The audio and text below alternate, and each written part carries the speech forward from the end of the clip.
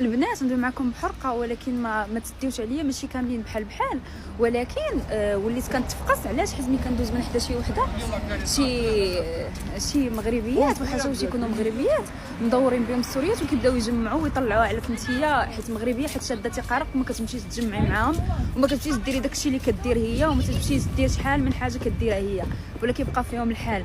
حيت دابا دزت من حدا واحد الكلبه وحاشا واش تكون مغربيه وحاشا واش نشبهها بالمغربيات حيت تاج في راسها. اولا باش نعتي فيها تقولوا لهم هذيك راها مغربيه وراها معقده ومكبره وراه ما كدويش مع العرب، راه كدويها مع الالمان. انا راه بزاف عليك، انا حيت عارفه قيمتي، انا عارفه راسي علاش جايه لالمانيا. انا جايه هنا ندير التكوين، انا جايه هنا نقرا، جيت ندبر على راجل، جيت ندبر على كردي ليا الجناب خلاتها مايا، جيت ندبر على سوري اللي هو اصلا باغي اللي تدبر عليه وتصيب ليه الوراق. انا ماشي بحالك. جمعوا راسكم البنات، ماشي اللي ضحك معاكم النهار الاول فاش تجيو غتكونوا تالفين ما عارفين ما تشدوا، ماشي اللي ضحك معاكم باغي لكم الخير. وما عمرك ديري شي صاحبه، ما ديريش صحابات، ما عندك ما ديري بهم. صاحبتك هي امك.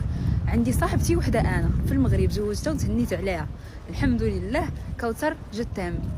شي حاجه اخرى ما كايناش اللي يضحك عليكم هنا. راه غيبغيوكم على حاجتكم ويضحكوا عليكم ويقولوا لكم نتوما مسلمين واش كديروا. انا ما كنعطيش مثال بلا بيرفيكسيون، انا ماشي بيرفكت، ولكن انا كنعطيكم غير نبذه من داكشي اللي كنعيش يوميا، داكشي اللي كنشوفو ديما. تخليو شي واحد يضحك عليكم. جيتو هنا تقراو راه 3 سنين، راه عندك 3 سنين غتسالي، غتشدي الاوسبيلدونغ ديالك، غديري وراقيك، غتاخدي الاقامه الدائمه، غتمشي تفرقعي. سيري عطا الله ما ديري، فوتي عليك العرب. الا من رحم ربي. كاينين ولاد الناس اللي كيبغيو يعاونوا، ولكن والله ما بقى شي واحد كيعاونك هذا الوقت بلا ما ياخذ منك شي حاجه. خذيها من عندي عن تجربه، ما كاينش اللي غادي يعاونك في شي حاجه الا كيخلى هذاك دونون شي حاجه اخرى ما كايناش.